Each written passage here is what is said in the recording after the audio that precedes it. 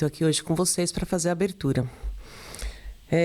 Foi trazido para a gente hoje do livro Fonte Viva, de Chico Xavier, a lição 114, Embainha tua espada. Eu também fiz a mesma cara, né? Pois eu gosto de contextuar, certo? De procurar, né? Então, o versículo, a metade do versículo é embainha tua espada. E aí vem lá, Jesus, João 18:11. Eu falei, Jesus, não, peraí, vamos lá. Fui lá procurar, né? E o versículo inteiro é o seguinte: embainha tua espada, não beberei eu o cálice que meu pai me deu? Esse é o versículo 11. E ele faz parte de das passagens ali na Bíblia, onde vamos deixar bem claro, tem algumas controvérsias. Por quê? Porque acho que a forma que as pessoas podem ler esse versículo pode ser assim, ó. Embainha tua espada. Não beberei eu o cálice que meu pai me deu? Aí você enxerga Jesus de um jeito. Mas pode ser assim, embainha tua espada. Não beberei eu o cálice que meu pai me deu? Você enxerga Jesus de um outro jeito. Então, para mim, essa passagem ali nessa hora da prisão de Jesus depende de quem está lendo. Eu sempre gosto de ler tudo que vem de Jesus, principalmente essas passagens que são claras que foi ele quem disse, com muito amor. Porque eu acredito que isso é Jesus. Ele nunca duvidou. E ele sempre amou. Então, ele não estava condenando Pedro a nada, né? Ele estava muito mais, né? Guarda, nesse sentido de, eu sei o que eu tenho que fazer, mas, você também sabe, porque Pedro já sabia o que ele tinha que fazer. Então, mais ou menos nesse sentido, né? Então, eu acho essa passagem, para mim, controversa no sentido de que as pessoas falam, ele julgou Judas, ele estava triste porque Judas estava junto. Se você continua lendo a passagem toda, Judas está do lado dos guardas. Então, quer dizer, nessa hora, claramente, um dos 12 que ele pôs por amor do lado dele, estava do outro lado. Mas eu não acredito que ele sentiu nada de ruim. Primeiro porque ele sabia, né? Ele sabia. Não beberei eu o cálice que meu pai me deu? Então, ele sabia. E segundo que ele não tinha dentro dele nada para sentir nada ruim. Então, são várias outras passagens. O que eu dou para vocês de conselho assim, né? Se eu puder dar alguma coisa... dar alguma coisa para vocês, é nesse sentido. Toda vez que você lê alguma coisa de Jesus, será que era assim mesmo que ele teria falado? Né? Outra passagem que eu não posso deixar de falar é a do templo, né? Jesus foi lá e destruiu o templo. Really? Né? De verdade mesmo? Você acredita nisso? Entendeu? Então, repensa. Mas vamos lá, né? O texto de Emmanuel, sempre cirúrgico, se divide em duas partes, tá? Então, embainha tua espada. A primeira parte. A guerra foi sempre o terror das nações. Furacão de inconsciência abre a porta a todos os monstros da iniquidade por onde se manifestam. O que a civilização ergue ao preço dos séculos laboriosos de suor, destrói com a fúria de poucos dias. Diante dela, surgem o morticínio e o arrasamento, que compelem o povo à crueldade e à barbárie, em razão das quais aparecem dias amargos de sofrimento e regeneração para as coletividades que lhe aceitaram os desvarios. Primeira parte. O que nós estamos vivendo hoje, né? Quando a gente liga qualquer televisão, quando a gente lê qualquer notícia, seja daqui, seja do Brasil, seja da faixa de Gaza, seja da África, né? É isso aqui. Onde todo mundo perde. O que ele está falando aqui, né? É onde tudo que se demorou séculos para se construir, em um segundo cai.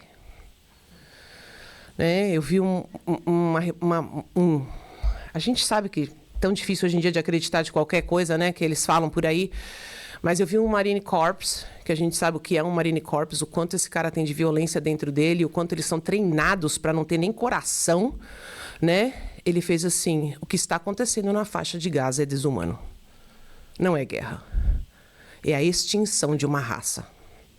E aquilo me deu um negócio no peito, né? De falar: Senhor, eu acredito tanto no Senhor, né? E o que o homem está fazendo? Então, a guerra não tem porquê. Desembainha a tua espada, né? Mas aí Emmanuel cirurgicamente continua.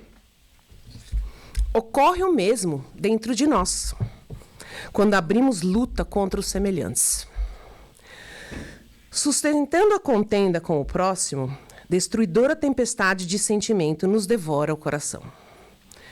Ideais superiores e aspirações sublimes, longamente acariciados por nosso espírito, construções do presente para o futuro e plantações de luz e amor no terreno de nossas almas, sofrem desabamento e desintegração, porque o desequilíbrio e a violência nos fazem temer e cair nas vibrações do egoísmo absoluto que haveríamos relegado à retaguarda da evolução. Depois disso, muitas vezes devemos atravessar... Vou ler de novo, hein? Para vocês, ó. Depois disso, muitas vezes devemos atravessar aflitivas existências de expiação. Então, uma caída numa guerra, entre uma briga com seu vizinho, entre uma discussão no trânsito, pode te levar a aflitivas existências, no plural. Né? Quando a gente cai e regride dentro daquilo que já supostamente já deveria estar dentro da gente, mas ainda estava superficial. Né? Ainda estava vivendo sobre a parte superficial que quebrou. Porque a gente deixou aquela violência que a gente estava tentando aflorar mais uma vez. Né? Então, vale a pena? Então, vamos lá. Depois disso, muitas vezes devemos atravessar aflitivas existências de expiação para corrigir as brechas que nos aviltaram o barco do destino em breves momentos de insânia. Breves momentos de insânia. Em nosso aprendizado cristão, lembremos-nos da palavra do Senhor: embainha sua espada. Alimentando a guerra com os outros, perdemo-nos nas trevas exteriores, esquecendo o bom combate que nos cabe manter em nós mesmos. Então, quer dizer, quando a gente deixa de olhar a gente e tudo aquilo que a gente está construindo e deixa o que está fora, que não está sob o nosso controle. O exterior nunca está sob o meu controle, mas o que está dentro de mim está sob o meu controle. Então, aquilo que você tem aqui tem que prevalecer. Constrói aqui dentro e deixa prevalecer. Né? Porque aí você vai conseguir não lutar com o que está fora. Porque aquilo não vai te afetar. Né? Façamos a paz com os que nos cercam, lutando contra as sombras que ainda nos perturbam a existência, para que se faça em nós o reinado da luz. De lança em riste, jamais conquistaremos o bem que desejamos. Né? Então, de lança em riste é com a espada para cima. Primeiro porque, como que nós vamos ter paz se nós estamos preparados para a guerra? Né? Quem olha para a gente, você está sempre... pá! Né? Eu tenho 3 adolescentes, né? Meninas, para completar uma parte melhor, né? Então, muitas vezes, tem umas mais difíceis e umas mais fáceis. Óbvio que Deus também fala assim, peraí, amiga, devagar, né? Às vezes, quando eu vou falar assim, ó, vamos, senta aqui, ó, vamos fazer o seguinte, vamos pôr nossas pedrinhas no chão? É o que eu falo. Vamos pôr as pedrinhas no chão e vamos conversar? Mas tanto eu, não estou tirando eu disso, não. Tanto eu como você. E vamos conversar? Nesse momento, hoje, precisa de uma conversa como essa, mas sem armas. É isso. É deixar a nossa espada no chão, mas olha só que legal isso aqui, ó. A cruz do mestre tem a forma de uma espada com a lâmina voltada para baixo. Recordemos assim que sacrificando-se sobre uma espada simbólica, devidamente ensarrilhada, que é enfiada para baixo, né? É que Jesus conferiu ao homem a bênção da paz, com felicidade e renovação. Então, nós temos as armas, mas não são essas que a gente está pensando, né? Nós podemos nos armarmos de amor, nós podemos nos armarmos com conhecimento.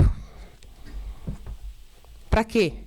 Para que na hora que a gente tiver que embaiar, quer dizer, desembaiar a nossa espada, a gente não faça. A gente pense e põe no chão. Que ela vai virar o quê quando a gente puser ela no chão? A lembrança de Jesus, né? E voltando lá naquele começo que eu falei para vocês sobre pensa como ele falaria. Pensa como ele reagiria. Né? Em qualquer momento do nosso dia a dia, não é só nos momentos onde... É lógico, nos momentos muito mais que a gente está naquele... Muito mais difícil é. Mas quanto mais a gente se educa colocando coisas dentro da gente... Eu falo sempre uma coisa para quem quiser ouvir. A única coisa... Não é a única, mas uma das coisas que a gente vai levar embora é o nosso conhecimento. Isso é o que ninguém nunca vai tirar de você. É o que você aprendeu. Então, aprenda o máximo que você puder. Leia o máximo que você puder. Ah, mas eu não estou boa agora. Não tem problema. Porque na hora que você for colocado à prova e aquilo te aparecer, vai aflorar. Tuf. Não levanta a tua espada. Não levanta a tua mão. Não responde. Não olha mal. Não reage. Né? Porque o que é colocado, eu fiz outra abertura outra vez aqui, que era assim, independente de estar certo, é o melhor? Eu tô certa muitas vezes. Aquele cara veio aqui, ó, e fez isso pra mim. Eu tenho direito legal de fazer aquilo, porque ele me roubou. Eu posso. Mas vale a pena? Né? Vale a pena? E quando eu abri essa lição, eu sabia, né, qual era o tema de hoje, e eu falei, uau, né? É 70 vezes 7. Entendeu? Eu fiz, ou me fizeram, é 70 vezes 7 e 1 milhão vezes 70 vezes 7. E tá tudo bem. Porque, na verdade, a gente não tem que ganhar nada aqui. Na verdade, nós estamos angariando aqui para a gente colher nas próximas, sei lá quantas aí para frente. Como a gente já vem colhendo agora. Hoje nós estamos vivendo o nosso melhor. A gente está cansado de ouvir isso aqui, né? Antigamente eu ficava brava, sabia? Porque eu achava, como assim? Estou vivendo o meu melhor. Não sei. Mas hoje, você vê como a gente vai melhorando um pouquinho, né? Eu já entendi. E cada um de nós está vivendo o seu melhor hoje. Porque, né? A gente tem uma certa noçãozinha do que acontece hoje que a gente foi antes, né? Então você fala, não, nem quero saber, pelo amor de Deus, passa. Né? Então, hoje, o que eu trago para vocês é embainha a tua espada. E pensa 2 vezes, pelo menos. O certo é pensar umas 10, né? Porque 2 ainda, às vezes, ainda dá vontade de responder, né? Mas É isso. Tá certo? E tenho certeza que essa lição é muito importante para a gente nos dias que nós estamos vivendo hoje. De não julgar não só aquele que está aqui do nosso lado, mas os caras que estão lá no poder, os caras que estão lá do outro lado do mundo guerreando. Embainha a tua espada em todos os sentidos. E ora por todos eles, que é só o que a gente pode fazer hoje. Vamos fechar os nossos olhos para que a gente possa estar dando início hoje. Queremos agradecer, Senhor, nosso Pai, por essa lição de hoje, pelo nosso irmão Marcelo que está aqui hoje, que possa trazer sempre o que de melhor tem dentro dele, assim como a gente tentou trazer para cada um de vocês um pouquinho do que tem de melhor dentro de mim, através sempre, sempre, sempre da ajuda da espiritualidade, com certeza, e que possamos ter uma manhã abençoada, e que todos que aqui estiverem necessitando de algum auxílio espiritual possa estar recebendo através da espiritualidade, e que todos nós estejamos com a nossa mente e o nosso coração aberto para recebermos as lições e tudo que vai ser ainda falado hoje aqui, porque com certeza, tenho certeza que o coração de todo mundo vai ser tocado hoje por uma bênção muito especial. Agradecemos, Senhor, pedimos amor no coração de todos nós, hoje, agora e sempre. Assim seja. E hoje a gente tem um amigo especial, um irmão especial que veio da Flórida para falar para a gente. Marcelo. Bem-vindo. Obrigado. Se precisar arrumar aqui, ó. E pode tirar se quiser também. Tá bom? Obrigada.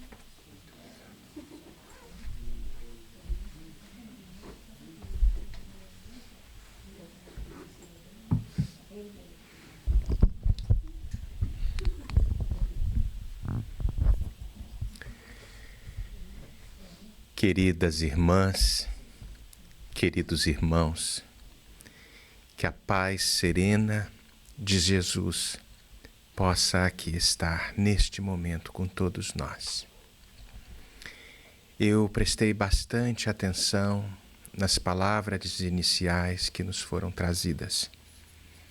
E esta mensagem, que é desafiadora, embainha a tua espada, tem nos colocado contra a parede, mesmo nos dias atuais, mesmo nos declarando cristãos, mesmo nos declarando espíritas. Nas questões relacionadas aos desafios que fazem parte ainda dos nossos conteúdos emocionais, sem dúvida, algumas vidas serão necessárias para que, aos poucos, possamos diluir o conteúdo de beligerância que ainda se encontra dentro de cada um de nós. Por que a razão da guerra? Allan Kardec pergunta, na pergunta 744, se não me falha a memória, prevalência da natureza animal, brutal, em detrimento da natureza espiritual, que a todos nos aguarda. Embainhar a espada significa dizer-se desafiado, pois no Evangelho de Mateus, acredito que no capítulo 5, quando Jesus quebra de forma peremptória o paradigma vigente da época referente à lei de Talião. Ouvistes o que foi dito? Amareis o vosso próximo e odiarei aos vossos inimigos. Eu, porém, vos digo, amai aos vossos inimigos, fazei o bem por eles, orai por eles, como foi dito aqui na recomendação final da nossa irmã. Porque qual a vantagem de simplesmente amarmos aqueles nossos irmãos, amigos, afetos queridos? Qual a diferença teremos dos publicanos?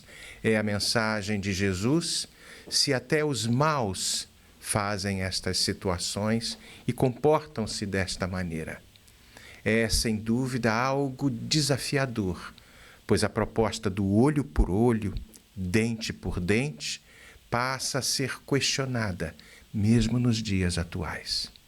A nossa irmã falou de guerras, guerras sem nenhuma justificativa, porque, como podemos imaginar, numa visão extremamente materialista, ainda sem dúvida, isso talvez esteja na pauta das nossas ações. Mas nós que nos declaramos imortalistas, principalmente reencarnacionistas, como é a proposta que o Espiritismo nos oferece, não há sentido para que as nossas espadas estejam ainda em punho, em riste, para que façamos os mesmos delitos do passado. No dia 2 de outubro de 2006, em uma cidadezinha chamada West Nickel Mines, no estado da Pensilvânia, o antigo leiteiro Charles Roberts estaciona o carro atrás de uma pequena escolinha de uma comunidade Amish. Para aqueles que não conhecem, a comunidade Amish, extremamente cristã, adepta aos hábitos cada vez mais simples, um pouco diferenciados das questões culturais dos dias atuais. Charles Roberts era muito conhecido naquela cidade, pois entregava de forma rotineira o leite para todas as casas, inclusive distribuindo alguma parte do leite da comunidade Amish. Mas ele estava diferente. Naquela manhã ensolarada em West Nickel Mines, no dia 2 de outubro de 2006, estava fortemente armado e com muita raiva de Deus.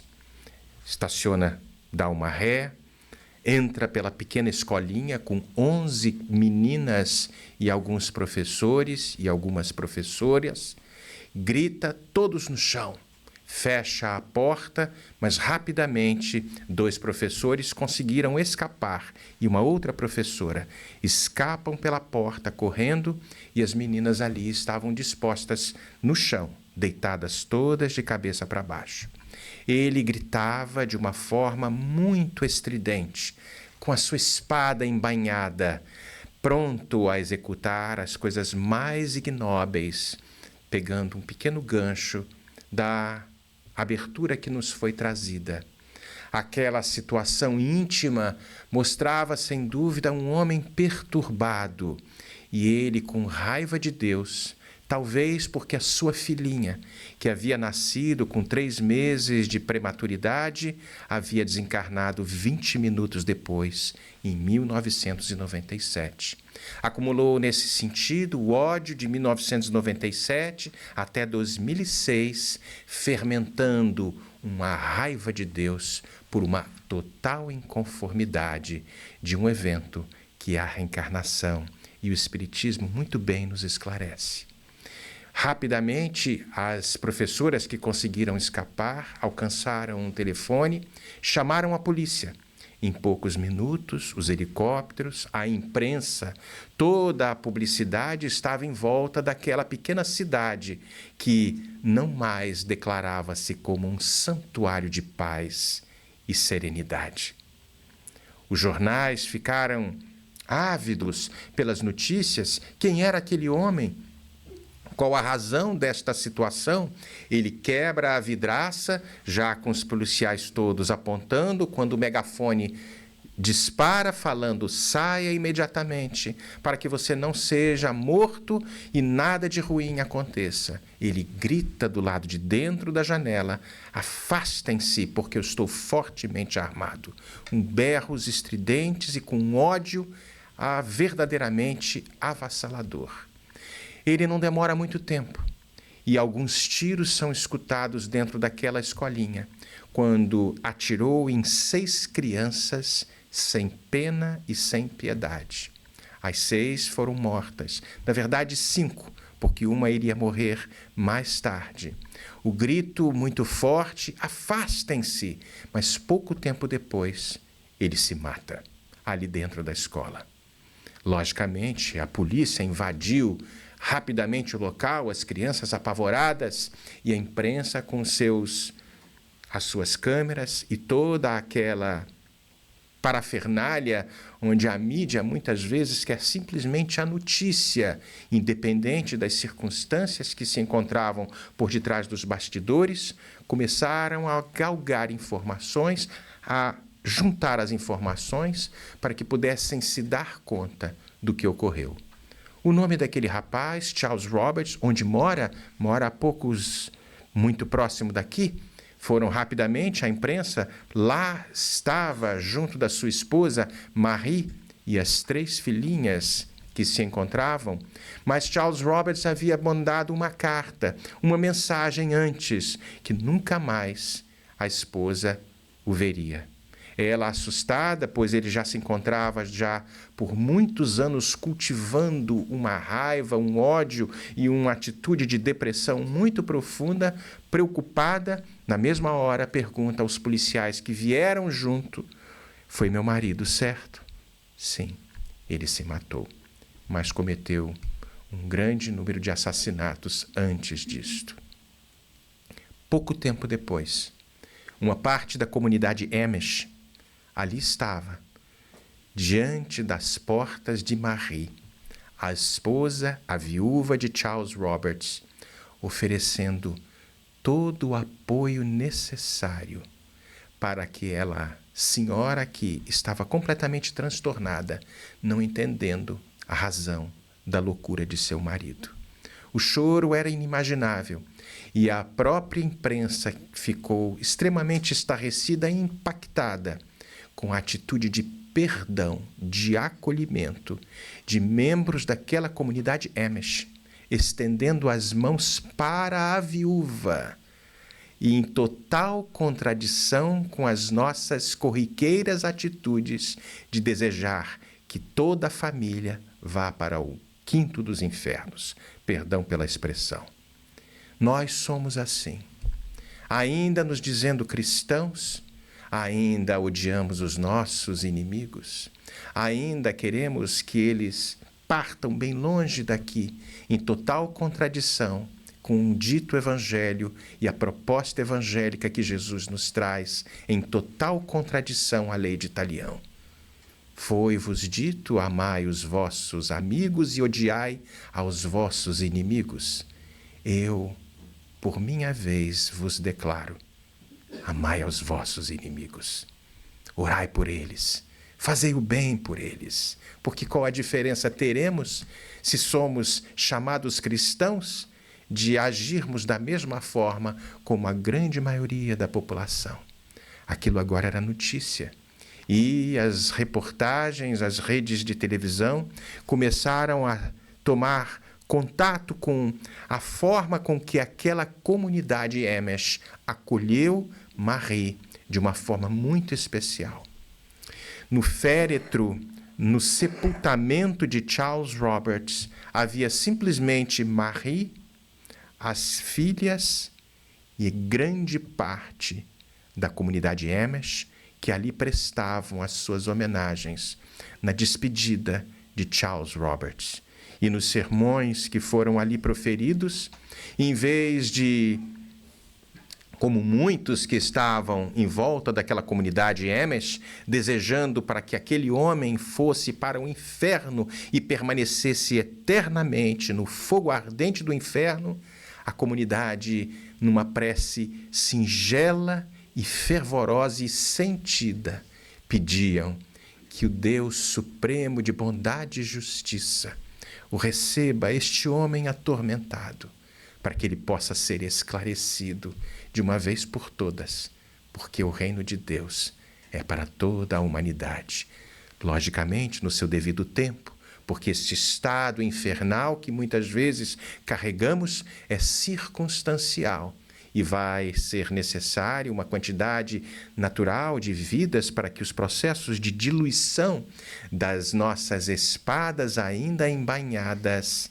possam, como a nossa irmã colocou, serem fincadas no solo com a ponta para baixo, simbolizando o grande mestre Nazareno. Mas não para aí, porque a situação ganhou muito maior expressão. É natural que a comunidade e os Estados Unidos da América, uma nação bela que nos acolhe a todos, com um sentimento de caridade que toca e bate as portas de tantos que se condoem com estas questões, começaram a fazer muitos cheques de donativos à comunidade Amish, de alguma forma, numa espécie de se desincumbir de algum tipo de culpa, talvez de culpa pela iniquidade do mundo. Todo aquele dinheiro começou a chegar para a comunidade Amish. Mas mais interessante, a mesma comunidade formou um fundo, e este fundo que arrecadou todos os recursos, grande parte destes recursos foram destinados à família de Marie, a viúva de Charles Roberts, porque agora o ganha-pão, o breadwinner, não estava mais ali no local. Agora sim, a notícia ganhou padrões de notoriedade inimagináveis. E nós passamos a perceber, e a mídia muito bem documentou, e isto é público, podem fazer as pesquisas pela internet, porque isto ganhou uma notoriedade muito grande. E a mídia passa a perceber que há um sentimento, algo dentro de cada um de nós, porque se os Amish conseguiram superar as questões das dores, e ali naquele féretro, no sepultamento, pais de algumas meninas que foram assassinadas. Lógico que não era simplesmente uma atitude de total loucura, como se fosse uma alienação do mundo. Absolutamente. Mas eram estágios já desenvolvidos dentro daquela comunidade que nos convidam às reflexões mais profundas. E talvez nós pudéssemos aqui, numa espécie de analogia, utilizarmos-nos do Sermão da Montanha, o hino mais belo e pacífico, a carta magna de amor que nosso Senhor Jesus Cristo nos enviou, para que de alguma forma a gente possa não simplesmente lê-la por decorar as passagens específicas que estão ali no Evangelho de Mateus, no capítulo 5, mas deitar com muita serenidade, introjetar dentro da nossa alma os steps, os degraus que precisam ser feitos para que a gente um dia possa dar o grande salto do grande perdão. Nas nossas vidas, possuímos diversas situações obstaculizantes que nos convidam a reflexões muito profundas. Cada um de vocês tem uma família, está inserido numa circunstância, filhos, maridos, esposas, patrões, países, situações das mais diversas que nos convidam a um perdão que vai muito além do perdão ditado pelos lábios. É preciso fazer as pazes com o coração.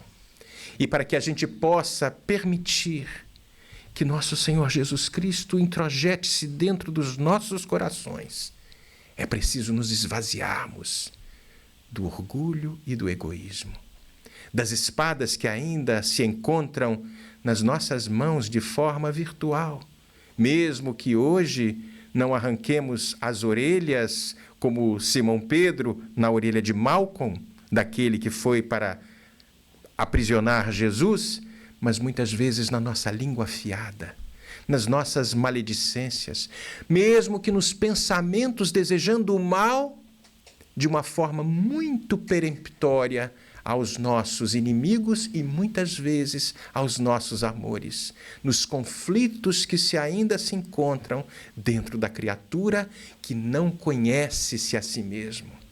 E é por isso que na pergunta 919, que Allan Kardec faz aos benfeitores, Santo Agostinho responde e traz a proposta do autoconhecimento.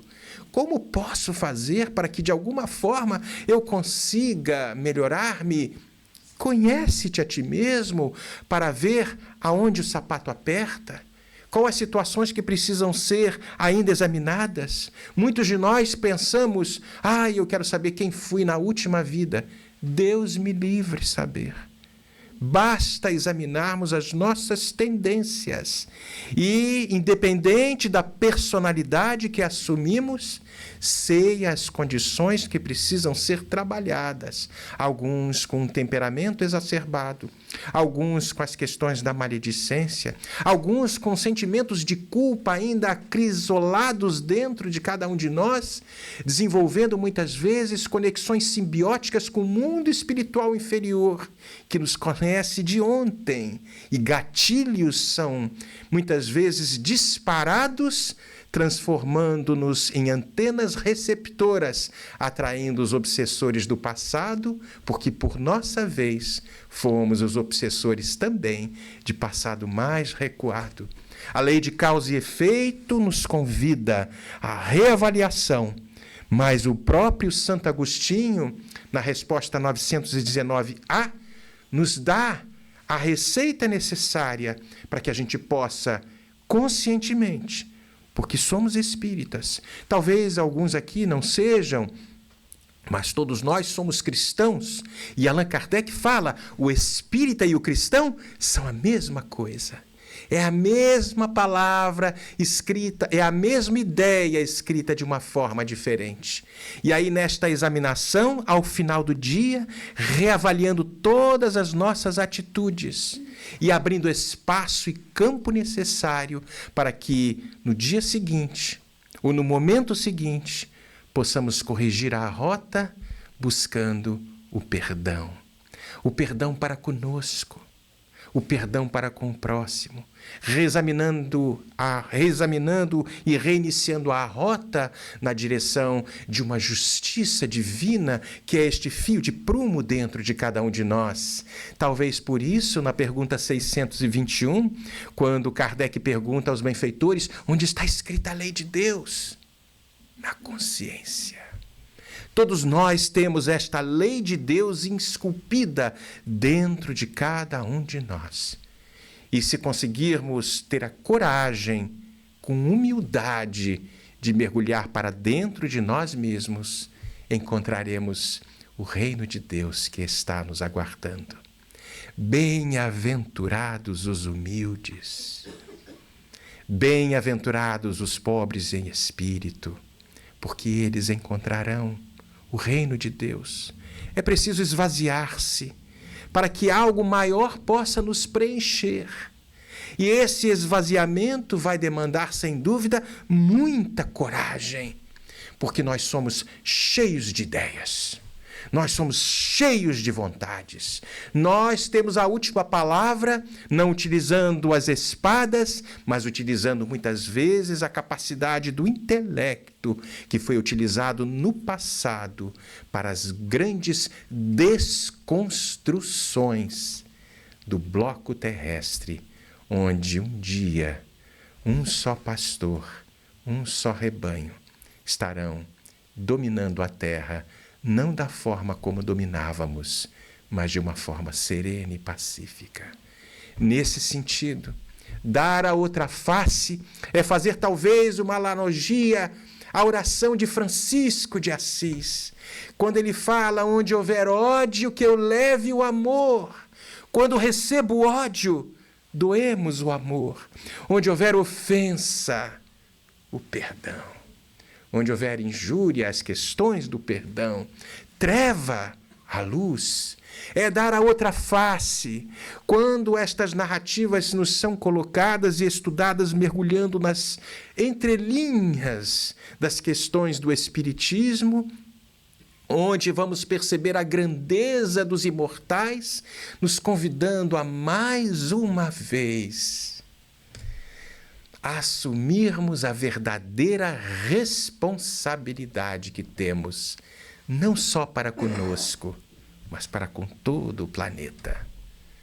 Ó Senhor, auxilia-me a consolar muito mais do que ser consolado, compreender muito mais do que ser compreendido, amar muito mais do que ser amado, porque é dando de cada um de nós que iremos receber nesta lei de sintonia e reciprocidade Sem dúvida, nos primeiros momentos, poderemos encontrar as dificuldades e as dores, porque estamos aos poucos e somos herdeiros do nosso passado, renascemos no berço com a bagagem e as promissórias do ontem, mas para refazer a rota e pagarmos as duplicadas da inação nas questões do não perdão e galgando os grandes passos para o grande amor.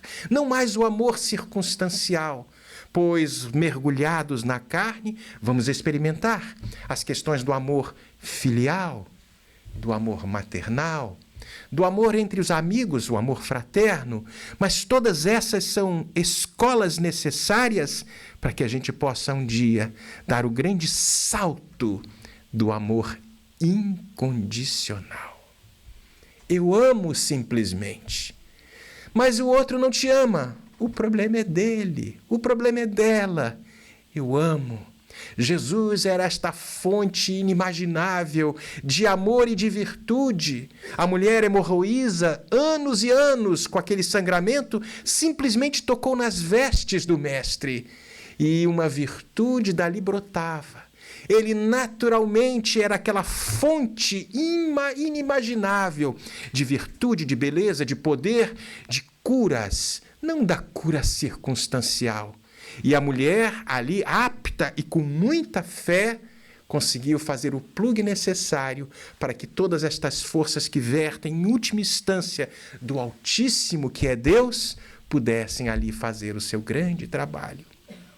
Sim, é verdade. Teremos as dores, teremos as situações obstaculizantes. Bem-aventurados os que choram, os que sofrem, porque eles serão consolados. Não mais um choro, nem mais uma aflição de rebeldia, não mais uma aflição de inconformidade com as questões de Deus. De maneira alguma. Nos julgamos muitas vezes muito maiores do que somos. Temos o potencial, mas ainda somos, desculpe a expressão, o rascunho do mapa do inferno. Ainda muito complicados e muito difíceis ainda de estabelecermos uma situação mais bela. Mackenzie está rindo um pouquinho, porque ele me inspirou nesta fala última, agora. Então eu gosto muito de brincar, porque é verdade. Às vezes a gente tem que fazer um pouco de brincadeira. Não é pouco caso. Mas é perceber que muitas vezes, e na fala muito tranquila que os brasileiros adoram, vamos fazer desse limão amargo uma limonada?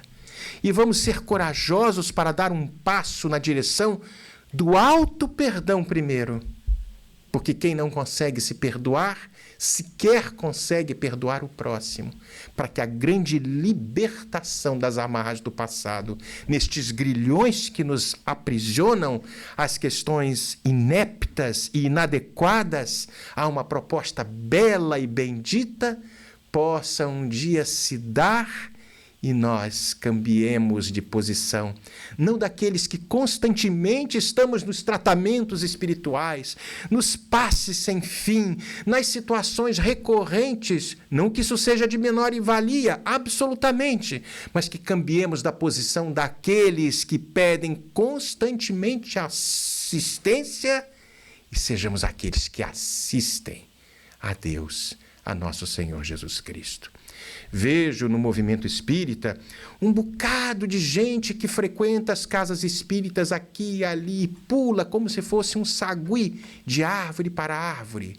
E aí a gente percebe, são espíritas doril, melhorou, sumiu. Essas situações acontecem de uma forma muito interessante. É preciso criarmos as raízes necessárias para que aos poucos o espiritismo cristão possa estar verdadeiramente introjetado dentro de cada um de nós. Não para que sejamos aqueles que pegam a Bíblia debaixo do braço ou o Livro dos Espíritos e saímos dando kardecada na cabeça das pessoas. Não, de maneira alguma. Com serenidade, com doçura. Pratique, divulgue o Evangelho de todas as formas, de todas as maneiras. utilizemos palavras se forem necessárias, para que aos poucos a nossa doçura seja natural, sem nenhuma pretensão de sermos a última Coca-Cola do deserto. Não, apenas somos alguém que de alguma forma leva um pouco de amor, leva um pouco de consolo, leva um pouco de mansuetude. Bem-aventurados os mansos, os brandos, porque estes herdarão a terra. Que terra é essa que nós vamos herdar? Será uma terra fantástica, cheia das belezas e dos gozos materiais, transformando toda a nossa felicidade em algo circunstancial e condicional? É a terra dos nossos corações. Herdaremos a terra do nosso próprio íntimo, pacificado. E a mensagem do livro Fonte Viva, no capítulo 16, se não me falha a memória, quando Paulo, enviando uma carta aos Romanos, menciona no capítulo 7, no versículo 10, não te perturbes. E Paulo pensava que aquela mensagem de não te perturbes era simplesmente direcionada para os momentos finais do desencarne. E não. É utilizada para toda a vida, durante o trâmite enquanto aqui estamos na carne, para que as possibilidades de perdoar, de este elastecimento do amor, fazer um périplo em torno da ação do doar um pouco mais, perdoar. A origem é latina, perdonare, fazer um périplo em torno de uma ação de se doar um pouco mais, os 70 vezes 7, cada erro, cada situação, desculpar de uma forma incondicional. Marcelo, mas eu não consigo ainda isso. Vou falar uma coisa para vocês. Que bom que o Carlos está gravando. Eu também não. Mas é um processo. Este processo dos grandes perdões vão ser adquiridos com a prática. A dica que eu dou para mim, quem quiser aceitar que aceite, pratiquemos os pequenos perdões. Os pequenos perdões, porque muitas vezes eles irão nos capacitar para os grandes perdões no momento certo. Aquele que não perdoa uma mesa bem posta, uma comida que talvez tenha sido salgada pela esposa, Deus me livre, eu sago a comida também, que, Nossa Senhora, é que minha esposa é uma santa. Mas essas situações pequeninas, nós vamos percebendo pequenos perdões e vamos nos capacitando a um dia, a um grande perdão. Tomara que não seja necessário. Quando o mestre crucificado, vilipendiado naquela cruz, olha para baixo e, olhando para cima com os olhos, perdoa-os, Pai. Eles não sabem o que fazem. E nenhum de nós sabíamos. E talvez ainda não saibamos, porque ainda somos os réprobos do passado. Não somos outros espíritos. Somos os dilapidadores da paz alheia, hoje envergando roupagens novas. Somos os pomicultores da usura, hoje colhendo as dificuldades financeiras. Recapitulamos para aprender, recomeçamos para crescer. Ainda ontem julgávamos os grandes escolhidos do Mestre, falando Jesus, Jesus com os lábios, mas com o coração vazio de amor e cheios de iniquidade, com as espadas virtuais ainda muito distantes de embainharmos estas mesmas armas mortíferas que hoje, sem a materialidade, mas com a ferina língua e a capacidade de destruir, muitas vezes apenas com o olhar, somos ainda estes réprobos do passado. É necessário, de alguma forma, mergulhar dentro de cada um de nós, porque vamos passar, sem dúvida, pelos processos de esvaziamento, onde a humildade entrará como voga necessária para que a gente possa crescer na direção de algo muito maior. É natural que tenhamos os choros, as dores, mas estas dores e estes choros receberemos o consolo se este mesmo choro não se eternalizar nos sofrimentos incontáveis dentro de cada um de nós, como muitas vezes nos julgamos os coitadinhos de Deus. Chico tinha uma frase muito legal a respeito disso. Quando um irmão, acho que Jerônimo Mendonça, não me lembro exatamente, acho que foi ter uma conversa com o nosso Chico. E ele falava disso, estou com um problema aqui, um probleminha ali, assim, assado e tudo. E Chico falou, cuidado, para que você não tenha a síndrome do coitadinho. Porque estes sintomas, muitas vezes desencadeados pela nossa mente poderosa, e pensamento é matéria, vamos ver no livro Pensamento e Vida de Emmanuel, quando as questões do pensamento acabam se materializando no mundo espiritual. Lógico que é um tipo de matéria muito mais sutil, mas é matéria da mesma forma, e criamos num futuro próximo ou distante a nossa própria realidade, ainda tão distante dos processos de infinita justiça que temos que estabelecer dentro de cada um de nós. Bem-aventurados aqueles que têm fome e sede de justiça, porque serão fartos, porque serão saciados. Todos nós, como somos, recebemos algum tipo de injúria ou praticamos algum tipo de injúria para o nosso irmão, para o próximo, temos naturalmente e mesmo que inconscientemente a necessidade de acertar este prumo divino dentro de cada um de nós, porque a lei divina está esculpida dentro de cada um de nós. É a resposta da pergunta 621 de O Livro dos Espíritos. Temos essa necessidade.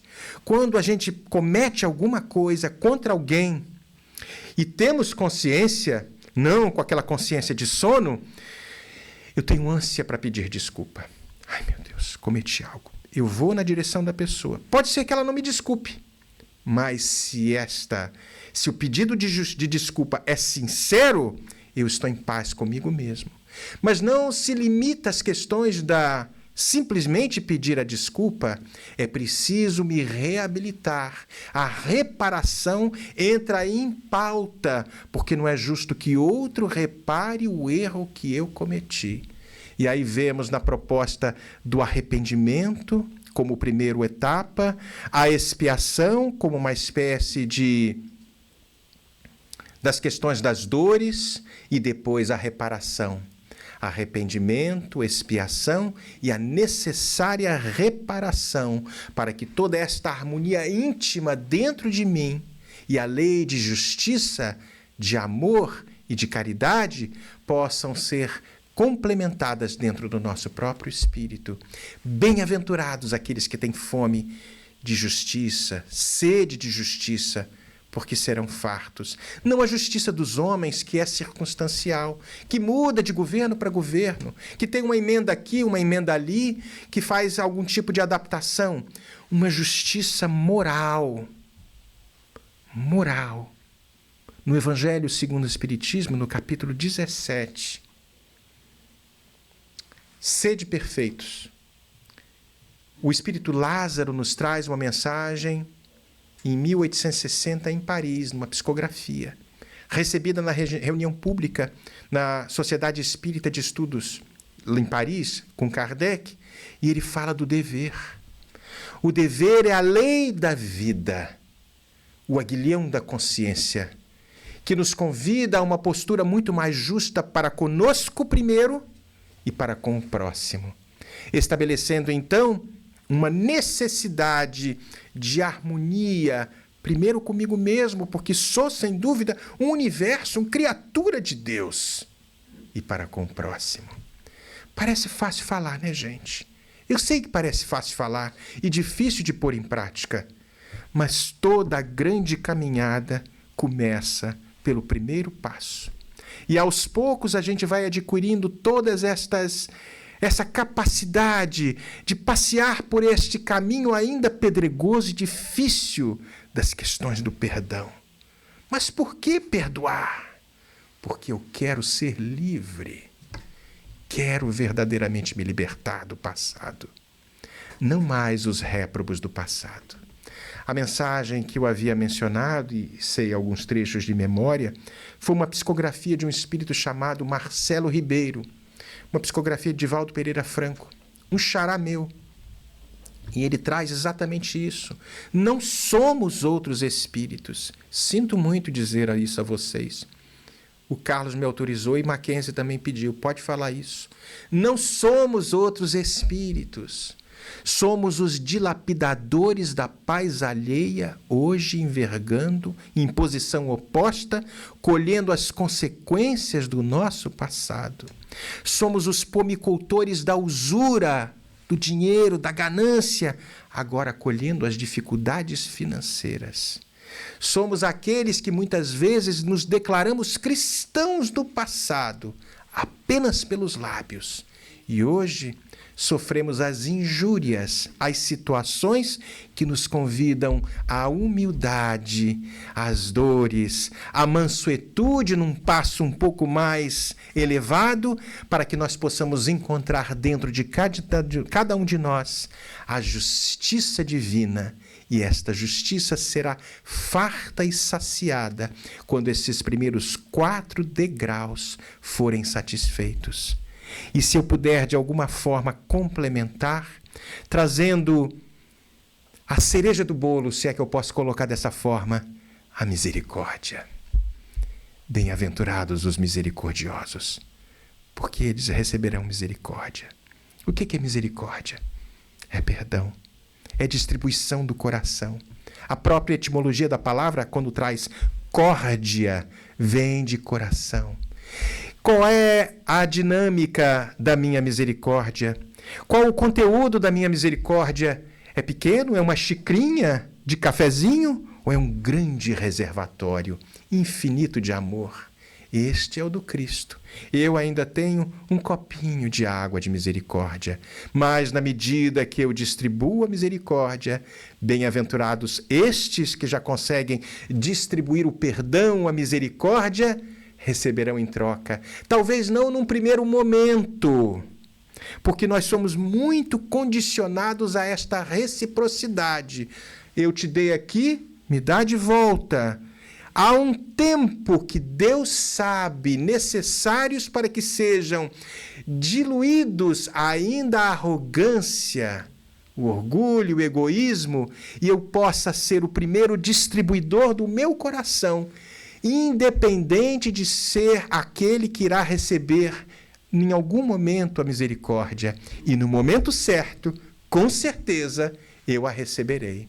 Porque bem-aventurados são aqueles que são misericordiosos, porque receberão na medida justa e às vezes com acréscimo de misericórdia, uma misericórdia muito maior do que aquele pequeno copinho que eu distribuí. Assim é Deus. Assim é o universo que conspira a nosso favor. Quando nós entendemos estas leis divinas que nos libertam do passado, na proposta do perdão infinito, quantas vezes deverei perdoar? Infinitamente cada erro. Eu não consigo, Marcelo. Comece pelo primeiro perdão. Comece pelos pequenos perdões, exercite-se, elasteça, exercite os músculos do espírito, capacitando-se para os grandes voos. Talvez seja por isso que no final das bem-aventuranças, no Evangelho de Mateus, no capítulo 5, Jesus encerre: grande é a vossa alegria, porque muitas recompensas no mundo espiritual. Ele coloca mais ou menos assim, não me recordo, mas ele coloca exatamente trazendo o final das bem-aventuranças, e eu não as trouxe todas, falando: grande é o vosso regozijo e a vossa alegria, cumprindo esses vários steps, estes vários degraus, na vitória de si mesmo contra si mesmo. Não mais contra o outro. O meu algoz não está lá fora, está aqui dentro. Numa fala belíssima de Joana de Ângeles, que trouxe para Divaldo Franco, e está no livro, no filme Divaldo Franco, Mensageiro da Paz, algo assim, Joana se aproxima, e aquela fala foi verdadeira.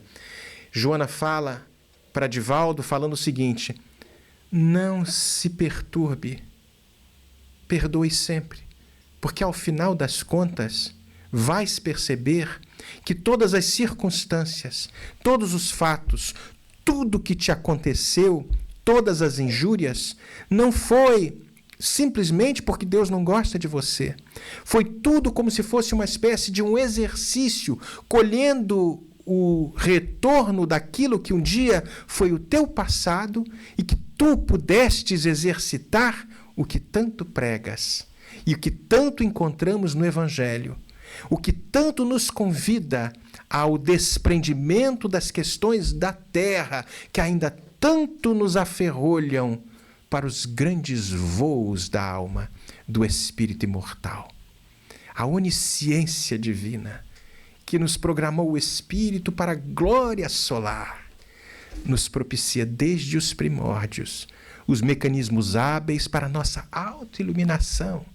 E encontrando-se delineados e factíveis para que a gente possa, aos poucos, caminhar por essa estrada, iremos nos despojar aos poucos, mesmo que sob as injunções do sofrimento, quando quantas vezes nos recusamos às bênçãos do sentimento, para que um dia o grande voo do amor, das asas do perdão e livres, libertos das questões, das múltiplas encarnações necessárias neste atual momento, possam nos consagrar verdadeiros filhos de Deus e que de fato o somos.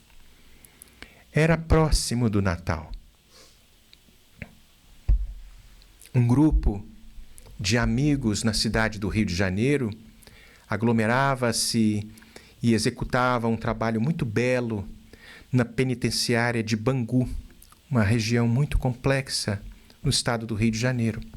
Ali, prisioneiros encarcerados muito perigosos se aglomeravam, mas aos domingos alguns grupos cristãos, e particularmente este grupo espírita que conhecemos bem, visitava aqueles presídios, trazendo algumas lições do Evangelho, do perdão, do amor, da caridade. Era próximo do Natal e um dos que estava sendo encarregado de fazer a preleção daquela manhã de domingo estava assim, sem ideias, muito preocupado porque iria falar para aqueles prisioneiros com culpas imensas, íntimas, e alguns ainda com desejos de vingança, sem a questão do perdão, aprisionados, prisioneiros nas células materiais, mas ainda prisioneiros das células emocionais do espírito, que ainda os colocava numa posição de muita retaguarda. Ele desperta esse nosso irmão, César Reis. Ele foi presidente do Instituto de Cultura Espírita do Brasil, um senhor muito querido que muito temos apreço. Estava com a mente sem nenhuma ideia, pediu inspiração, abriu o Evangelho e encontrou naquela leitura a passagem das bodas de Caná. Ele achou estranho, porque o que tem a ver bodas de Caná numa fala próxima do Natal, indo para um presídio? Achou muito estranho. Para quem não sabe, as bodas de Caná foi um dos primeiros milagres que Jesus performa. O vinho acabou e Maria chama o noivo, pede para conversar com Jesus e ele transforma a água em vinho. É uma passagem muito bonita, muito bela. Ele achou estranho aquilo, mas confiou na espiritualidade. Ali estavam, na penitenciária, o secretário de Segurança Pública colocou todos os presidiários juntos. Pareciam vocês assim, entendeu? Todos os presidiários presos num corpo de carne. Reconcilia-te com o adversário enquanto estás a caminho com ele, para que ele não te aprisione. E eu fazendo uma pequena adição ao Evangelho de Mateus, para que ele não te aprisione num corpo de carne e possa estar encarcerado com aquele que é o objeto do teu necessário perdão. Voltando ao nosso irmão, estavam todos assim, nessas cadeirinhas assim, e alguns violões eram tocados, uma leitura do Evangelho ali foi lida, e o nosso irmão César Reis mentalmente, com uma prece, começa a trazer a passagem das bodas de Canaã. E ele falou, não sei onde é que isso vai dar. Mas ele começa a descrever as questões da boda de Canaã. Como eu descrevi para vocês, num determinado momento era uma boda, era um casamento, o vinho acabou, Maria convoca o noivo e Jesus transforma a água em vinho.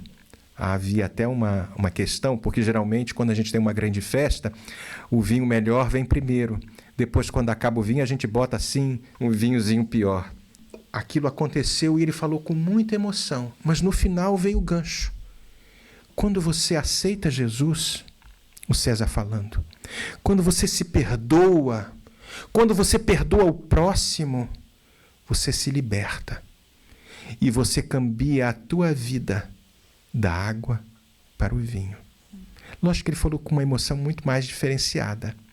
Eu não tenho muito tempo aqui, e ele fala com uma emoção completamente diferenciada.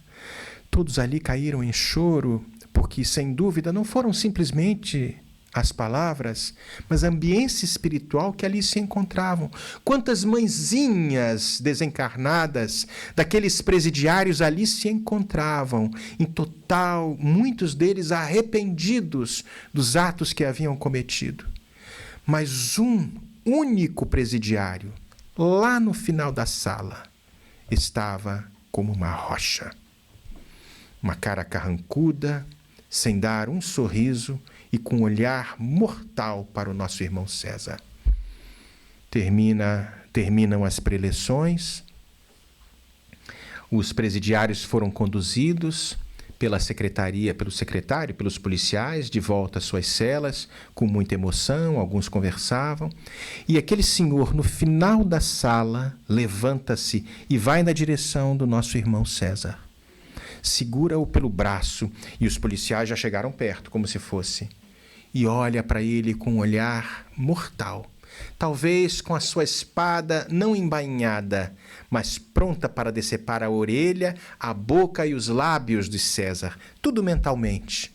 E ele fala, você acredita mesmo nisso que você está falando? Que perdoar eu me liberto? Que auto-perdão eu me liberto? Você não tem ideia do que é estar nesta penitenciária. Aqui é matar ou morrer. Aqui não tem alma. E como Deus vai me perdoar? Eu que sou um condenado, que fui um assassino, eu não tenho perdão. Eu sei que eu vou para o inferno e você não sabe nada da vida aqui dentro. César percebeu que ali existiam conteúdos muito profundos, situações que talvez não pudessem ser diluídas numa simples conversa, mas toma a postura com muita doçura, com muita mansuetude, não naquelas posturas muitas vezes egóicas, eu vou salvar o mundo, como muitos de nós às vezes, quando cientes das questões evangélicas, nos postamos com toda a empáfia, segura nas mãos do nosso irmão e fala, como é o seu nome? Meu nome é Jesus Ribamar. Você não sabe da minha vida. Eu sou um assassino. E começou a discorrer toda a situação dele. César falou, eu nem imagino o que você talvez esteja passando, mas te falo porque tenho experiência com casos muito difíceis e te falo com toda a pureza de coração. Perdoe-se, meu irmão, e perdoe-se primeiro, porque você ainda se encontra aprisionado dentro de si mesmo. Ele, logicamente, falou com uma linguagem um pouco mais simples, nenhum tipo de sofisticação no diálogo, mas o outro ainda rechaçou, criando algum tipo de disputa e de combate verbal. Mas o nosso irmão César não se exaltou. Continuou a conversar com ele, trazendo a proposta do perdão, da humildade, do choro, da mansuetude, da sede de justiça e a misericórdia, para que no final, um dia, quem sabe, pois isso ocorrerá, encontraremos a pureza de coração e aí veremos a Deus, que é uma das passagens do Sermão da Montanha. É natural que naquela ambiência espiritual, que nós não conseguimos aqui talvez aquilatar a importância, os bons espíritos ali, nos seus passes invisíveis, sem nenhum tipo de parafernália, agitando as mãos, na espiritualidade que ali impôs as mãos, simplesmente impôs as mãos sobre a cabeça de Jesus Ribamar, e as lágrimas começaram a correr. As pernas bambearam, ele caiu e o César o segurou. Os dois se abraçaram, e o secretário de Segurança Pública do Estado do Rio de Janeiro percebeu. Algo diferente ocorreu ali. Não sabemos o quê. Os dois se abraçaram e Jesus Ribamar foi conduzido à cela onde se encontrava mais tarde. Algumas semanas se passaram, César teve algum contato com ele, mas ele era o professor César Reis, ele foi um professor de matemática do Colégio Militar, ele é um militar aposentado, havia sido transferido e perdeu o contato com Jesus Ribamar. Anos e anos se passaram, mais de 20 anos se passaram. E o nosso irmão César Reis, agora mais velho, foi convidado para fazer uma palestra no subúrbio do Rio de Janeiro, numa região muito pobre, num centro espírita muito singelo. O chão de terra batido, as cadeiras não eram confortáveis como esta, eram aquelas tábuas corridas, um pequeno quadro negro, o Evangelho segundo o Espiritismo, a codificação kardeciana e alguns livros de Emmanuel ali se encontravam. Ele não conhecia a diretoria, mas havia sido convidado para falar de perdão e libertação. Senta-se na primeira fileira, aguardando que algum dos diretores ali viesse ter com ele e o instruí-lo de como seria conduzido o trabalho. E vem um homem um pouco carcomido, corcunda, com a cabeça toda branca. Senta do lado do nosso irmão César Reis. Segura no braço dele e fala: "Você se lembra de mim?" O César olha, abre os olhos. Era Jesus Ribamar, o presidente daquela casa espírita. Essa história é verdadeira. Você, Jesus, sou eu, César. Vou lhe contar a minha história rapidamente, antes que você vá para a palestra. Os anos se passaram. Confesso a você que foi muito duro. Depois da sua fala, muito me compadeci. Chorei muito, tentando me perdoar para que eu pudesse me libertar de mim mesmo. Foram, não dias, foram alguns anos para que este processo pudesse de verdade se dar conta. Aos poucos me transformei em alguém que fazia diferença dentro daquela penitenciária, levando paz. Me lembrei de Francisco de Assis. Quando você trouxe que, Senhor, faz de mim instrumento de vossa paz. Tentei ser esse instrumento de paz dentro daquele local infétido onde as violências são inimagináveis. Confesso que foi algo muito desafiador, mas cumpri minha pena, a pena relacionada aos crimes horrendos que cometi. Quando saí da penitenciária, muito difícil de encontrar emprego. Quem quer dar emprego a um ex-presidiário? E principalmente com a ficha corrida que eu tinha. Algumas vezes, talvez, ouvindo as vozes do invisível, e me lembrei das questões das influências espirituais, me pediam: mate, faça isso, faça aquilo, para que você volte para a prisão. Pelo menos lá você tinha abrigo e comida. Eu resisti, mas foi muito duro. O tempo foi passando e a minha resistência foi criando fibras que eu nem conseguia imaginar. Uma paz e uma serenidade tomou conta de todo o meu espírito, e apesar das situações lá fora, eu não me perturbava, até que o emprego me apareceu, modesto, singelo, mas fui ganhando meu primeiro dinheirinho. E com o tempo, nunca parei de ler a codificação, as obras espíritas sérias, porque sei que tem muita fantasia por aí, como você havia me aconselhado. E hoje, para que nós pudéssemos resumir esta história, pensei naqueles que estavam saindo da penitenciária, dos desvalidos, daqueles que não conseguiam se perdoar e, consequentemente, não encontravam a libertação. Esta instituição começou com um pequeno grupo de amigos que estudávamos o Evangelho segundo o Espiritismo e avançamos para esta ideia mais ousada. Hoje fazem alguns anos que esta instituição está aberta, mas devo isso a você, que me ensinou, primeiro, a me perdoar, segundo, a perdoar ao próximo, para que eu pudesse, em definitivo, me libertar de mim mesmo. Essas são as nossas considerações da noite do dia de hoje. Iremos partir agora para as vibrações, para os passes virtuais, como nos foi orientado. Refletindo profundamente em Jesus.